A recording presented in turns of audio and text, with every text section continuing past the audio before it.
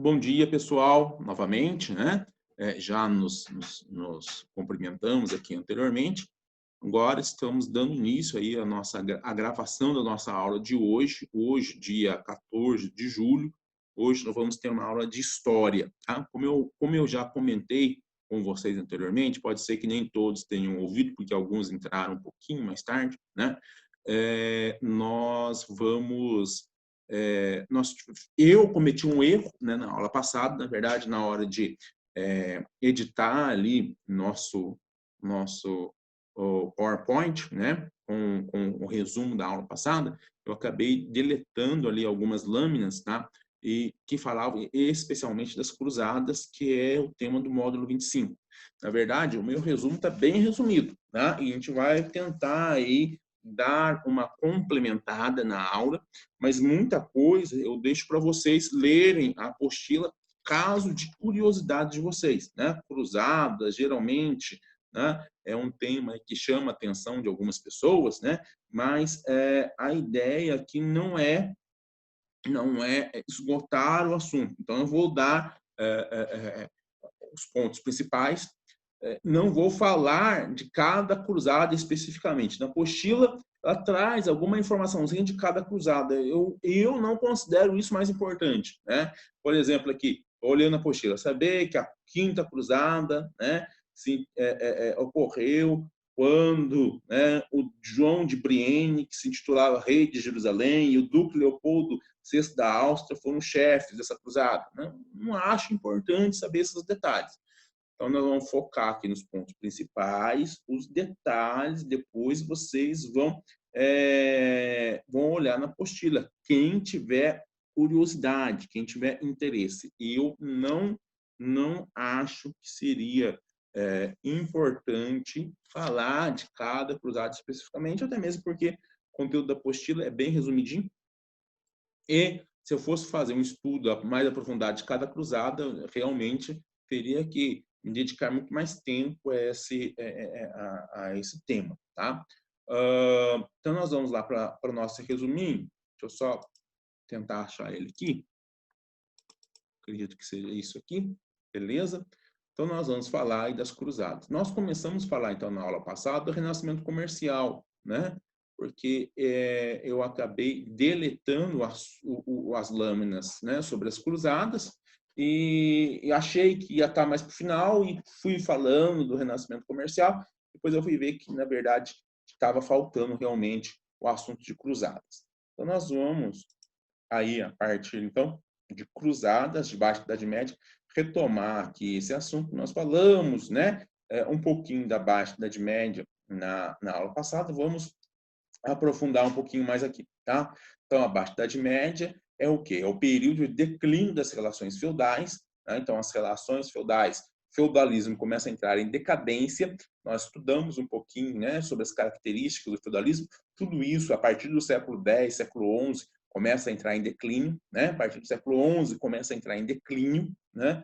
E as relações capitalistas começam a se desenvolver, né? Então, a Europa deixa de ser aquele continente isolado, passa a ter um contato, principalmente contato comercial, com o Oriente, né? Isso daqui é um resultado das cruzadas, a gente vai falar isso mais ao final da aula, e nós tivemos a reativação das trocas monetárias, ou seja, né, a moeda foi reintroduzida na Europa e a riqueza mobiliária passou a ser mais valorizada. Né? O que é riqueza mobiliária? Riqueza em forma de moedas, riqueza que eu posso mover, né? Móvel, riqueza móvel, né? Mobiliária. Não é a riqueza imobiliária, não é o imóvel, aquilo que eu não consigo mover, né? O imóvel era a principal fonte de riqueza, era a principal forma de riqueza durante a Idade Média, porque nós tínhamos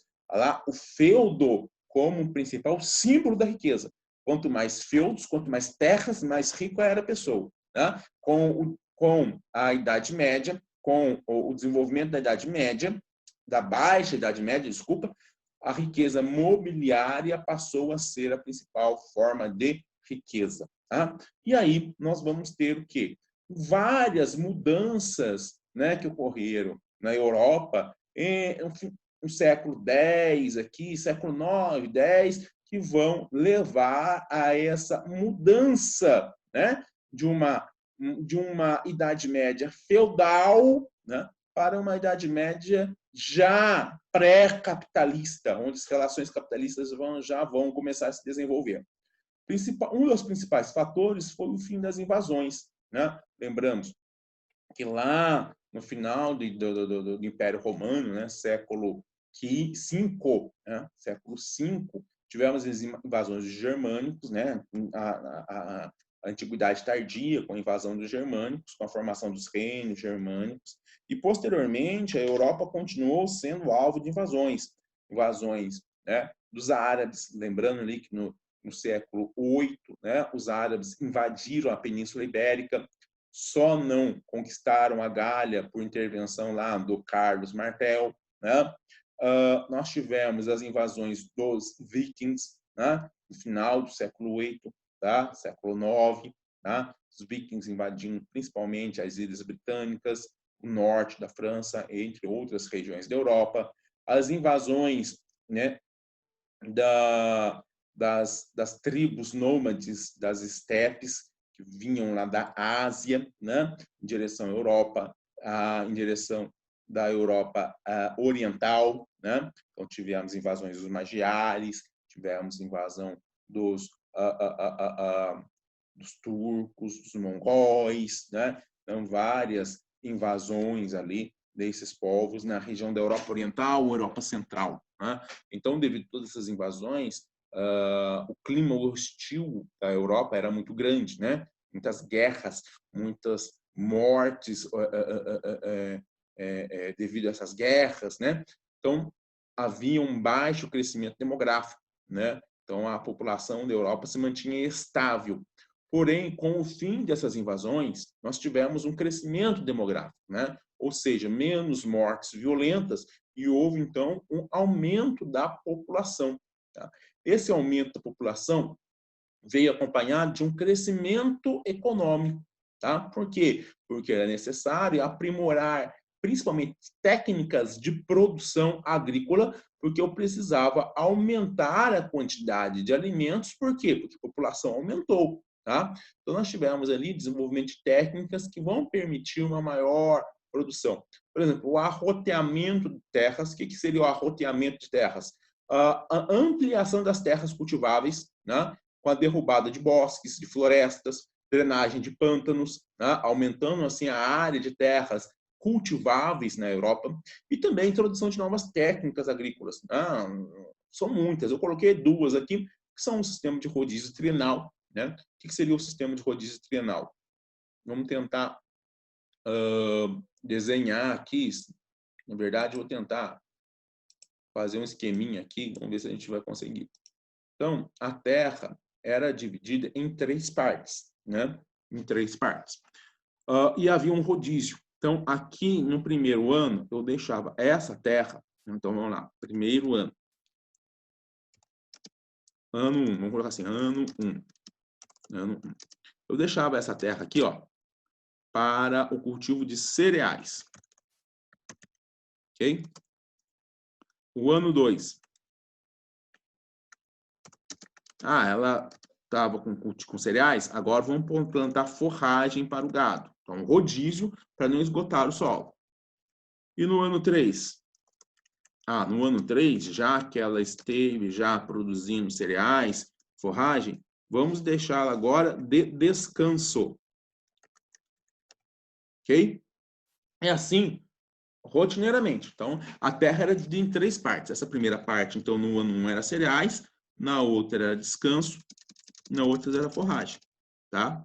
Então, existia uma outra parte da terra que mantinha o mesmo rodízio, tá? Por exemplo, essa outra parte da terra, enquanto essa estava com cereais, a outra estava com forragem. E a outra parte da terra estava com descanso. Então, sempre tinha uma área produzindo cereais, outra área produzindo forragem, outra área de descanso. Aqui estava forragem, então é descanso. Aqui que estava em descanso, cereais. Aqui que estava com descanso, cereais. Aqui que estava cereais, forragem. Então, era um sistema para a terra era dividida em três partes. Então, ou tem plantio de cereais, forragem para o gado e uma terra de descanso para que ela pudesse recuperar essas energias, tá? Suas energias, não, seus nutrientes, tá? E aqui eu coloquei também o uso da charrua, que era um novo tipo de arado feito de ferro, mais pesado, que revolvia melhor a terra, né? Que mexia melhor a terra.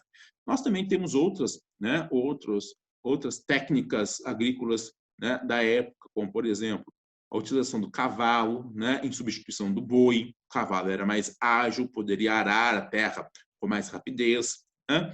A utilização de uso de um arreamento que prendia o arado ao peito do animal. Antigamente se prendia o arado ao pescoço do cavalo, né? Isso ia enforcando o cavalo e diminuindo a capacidade dele, né, de trabalhar. Então, atrelou-se agora ao peito do cavalo, né, fazia com que o cavalo tivesse condições de ter maior força na hora de puxar arado, além de outras, né? Então, nós tivemos muitas inovações que permitiam maior produção, né? Mas, porém, mesmo com essas inovações, não houve condições de fazer com que a produção de alimentos acompanhasse o crescimento demográfico. Então, sempre tinha mais gente do que a capacidade de alimentar essa gente. Então, nos feudos, lembrando que naquela época, né, nós tínhamos uma política totalmente descentralizada, né? Os feudos tinham mais habitantes do que condições de produzir alimentos para esses habitantes, tá? Então, o que acontece? Se o feudo tem mais habitantes do que condições de alimentar os habitantes, ocorreu uma marginalização. Marginalização. Muitos camponeses foram expulsos dos feudos, né? Ou fugiram devido ao quê? Devido às próprias imposições senhoriais, né? Devido ao senhor lá cobrar aqueles impostos, muitos camponeses acabaram fugindo, né? Indo para florestas, para os bosques, para tentar sobreviver ali da caça, da coleta. Muitos senhores também acabaram marginalizados. Senhores, nobres, sim, nobres que foram marginalizados. Por quê? Porque, presta atenção, antes eu tinha lá o senhor feudal, vários filhos, mas muitos filhos morriam ainda jovens, né? Condições alimentares não eram muito boas, condições de higiene não eram muito boas, muitos morriam nos conflitos violentos, guerras, invasões. Porém, agora, com o crescimento demográfico, o senhor passou a ter mais filhos. O primeiro filho herdava a terra, o segundo filho ia para a igreja, né? O pai comprava lá um cargo de bispo. E o terceiro filho? O que esse terceiro, quarto filho fariam? Eram nobres, eram cavaleiros, tinham treinamento militar, mas o que eles fariam? Ou viviam no feudo do irmão mais velho, né? Ou acabavam sendo cavaleiros errantes, andando pela Europa atrás do quê? Atrás de um suzerano para servir, né? Então aumenta-se aí, né, o número de cavaleiros errantes pela Europa, buscando o Senhor a quem servir. Aumentam aí os camponeses que viviam nos bosques, né, tentando sobreviver da caça e da coleta. Isso aumenta, há um crescimento da belicosidade, né, beliculosidade, ou seja, do caráter guerreiro, muitos guerreiros querendo guerras, né? Querendo conflitos ali na Europa, porque só assim conseguiriam feudos, né? Só assim conseguiriam ali suzeranos que os abrigassem e lhes concedessem feudos. Né? Um crescimento da onda de violências, né? Esses camponeses nos bosques, atacando viajantes, né? Pessoas que transitavam pelas estradas, né? Gerando um clima de muita insegurança. Muito bem, então tivemos uma crise de violência na Europa. Não devido a invasões estrangeiras, mas devido a violências dentro da própria Europa, né, provocadas pelos europeus, pelos cristãos. Então a igreja tenta contornar essa situação, né? Então a igreja propõe lá a paz de Deus, que seria uma proteção para agricultores, viajantes e mulheres, ou seja, não podem ser atacados os cultivadores, os agricultores, né? Porque se eu mato o agricultor, eu não tenho produção de alimentos, os viajantes e as mulheres. Agora, você acha que esses caras, esses foras da lei, né, esses camponeses que estavam nas florestas lá, né, se preocupavam, não podemos atacar os viajantes porque a igreja proibiu. Não estavam nem um pouco preocupados com essa questão. Tá? Quando eu falo desses camponeses, eu lembro muito da figura lá do Robin Hood. Não sei se vocês assistiram os filmes, né, ou leram as histórias. Robin Hood era uma personagem lendária, né? Não se tem comprovação de que realmente existiu historicamente, mas é uma personagem lendária que, juntamente com os seus amigos, né, seu grupo, estava ali na floresta de Sherwood, né, na Inglaterra, né, roubando ali dos viajantes que passavam por aquela floresta. A ideia é que ele daria, né, os bens dos ricos para os pobres, né? Então nós temos essa figura e eu lembro muito dessa figura quando eu falo dessa marginalização, né? Muito bem. Trégua de Deus impunha limites ao período que podiam ocorrer guerras. Então, as guerras não poderiam ocorrer em períodos, né, sagrados, né, dias santos para a igreja. Então, se podia guerrear apenas 90 dias por ano, tá? Mas essas tentativas da igreja não tiveram sucesso, né? Então, o que aconteceu, né? Se pegou todo esse clima violento, belicoso da Europa, guerreiro dos europeus, né? E jogou essa tensão, né? Militar para o Oriente Médio, né? Com as cruzadas, né? As cruzadas foram convocadas pelo próprio Papa, né? No Concílio de Clermont, se eu não estiver me enganando aqui, no Concílio de Clermont, em 1095, se eu não me engano, 1095.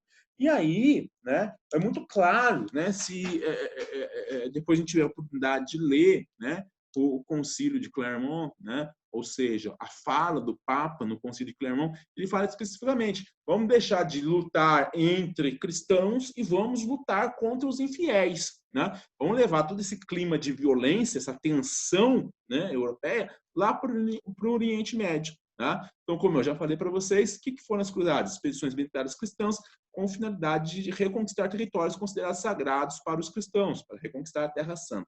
Né? Aí nós temos um desdobramento das cruzadas, que foi o quê? A Guerra de Reconquista. Guerra de Reconquista, deixa eu ver se eu coloquei a Guerra de Reconquista aqui no próximo lâmina.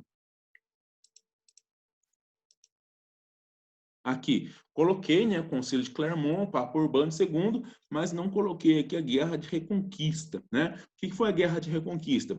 Foi a guerra dos cristãos contra os islâmicos na Península Ibérica. Na Península Ibérica. Tá? Então, lá na Espanha, Portugal, grande parte do território estava sob o domínio dos islâmicos. Né? Lembra lá de Tariq, né, o comandante islâmico que conquistou essa região em 711. Né? Então, os cristãos foram empurrados para o norte, né, região mais montanhosa, que os islâmicos não se interessaram em conquistar, né, e formaram nessa região o Reino das Astúrias. Né?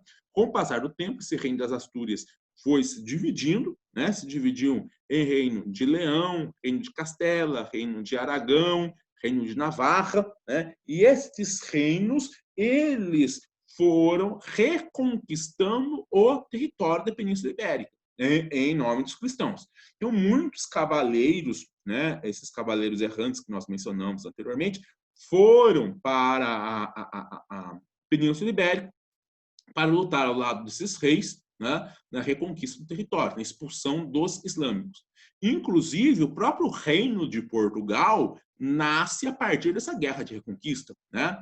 Foi Dom Henrique de Borgonha, um nobre de origem francesa, que atendeu aí ao chamado do rei de Castela e foi para a região, né, lutar contra os islâmicos. Dom Henrique recebeu um feudo, né? Então se tornou um vassalo do rei de Castela, né, recebendo o condado de Portucalense. Tá? O filho do Henrique, Dom Henrique, Afonso Henriques, que proclamou a independência de Portugal em 1139, né? Proclamando então a independência, né? Rompeu as relações de vassalagem com o rei de Castela, né? O seu avô, né? Na verdade, seu primo, né? O seu avô já tinha falecido, e tornou o reino de Portugal independente. Tá?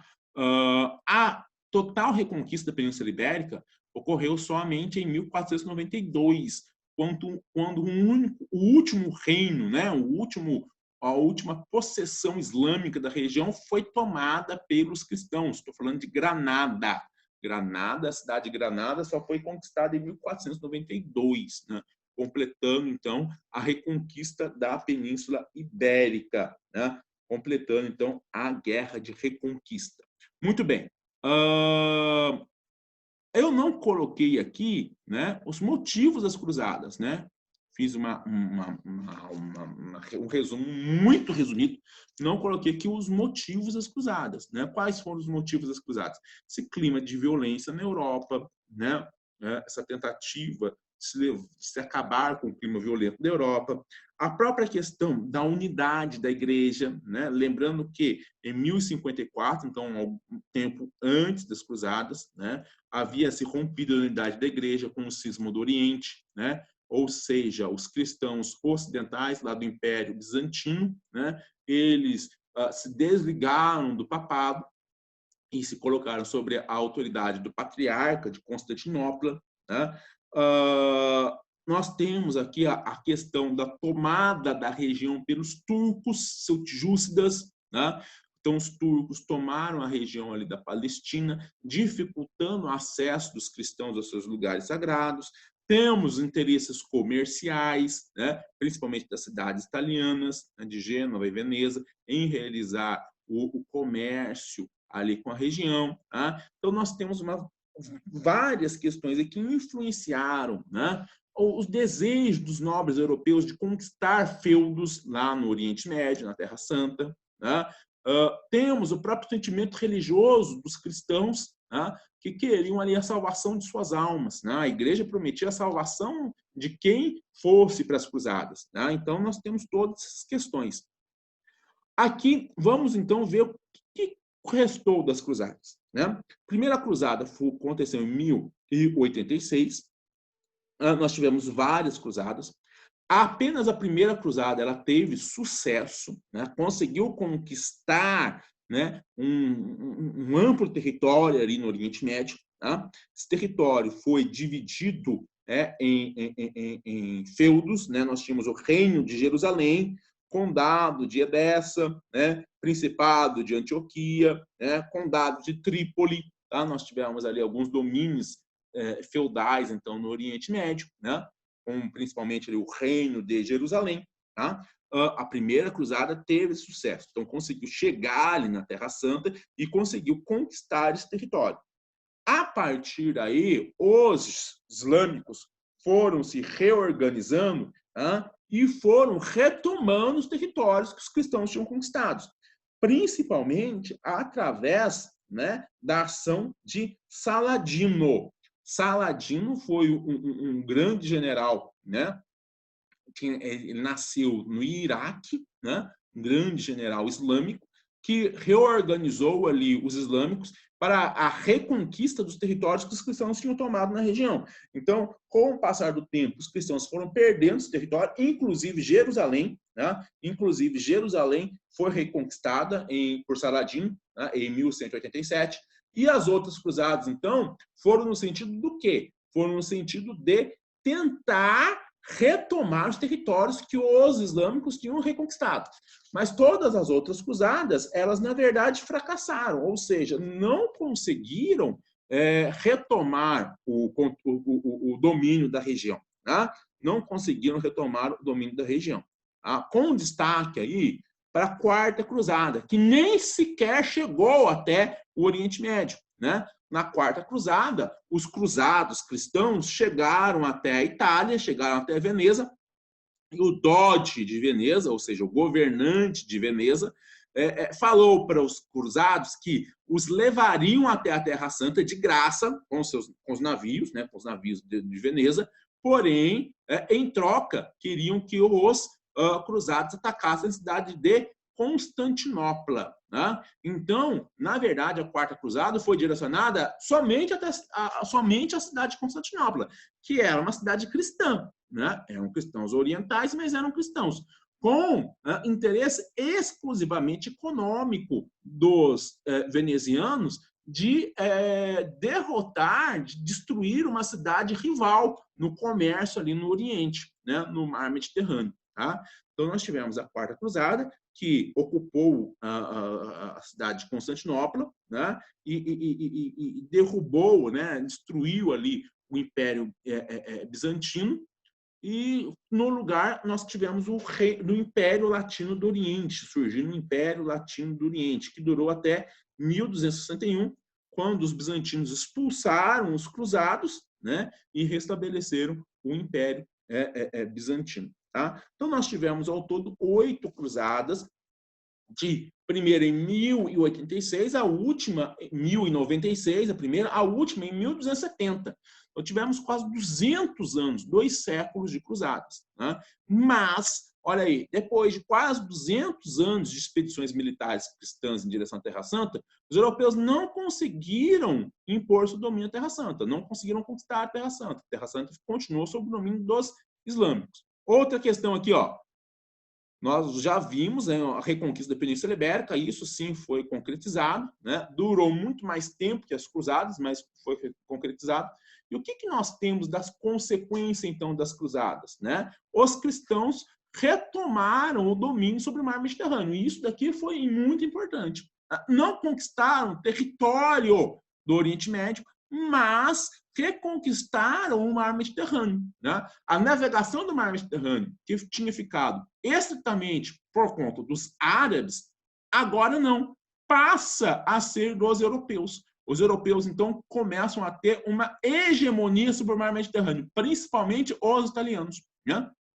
Principalmente ali Gênova, Veneza, outras cidades do norte da Itália, passam a ter hegemonia, o controle sobre a navegação do mar Mediterrâneo. Isso é muito importante, por quê? Porque a partir desse momento, a partir da retomada do mar Mediterrâneo, houve a reativação das relações comerciais entre o Oriente e o Ocidente.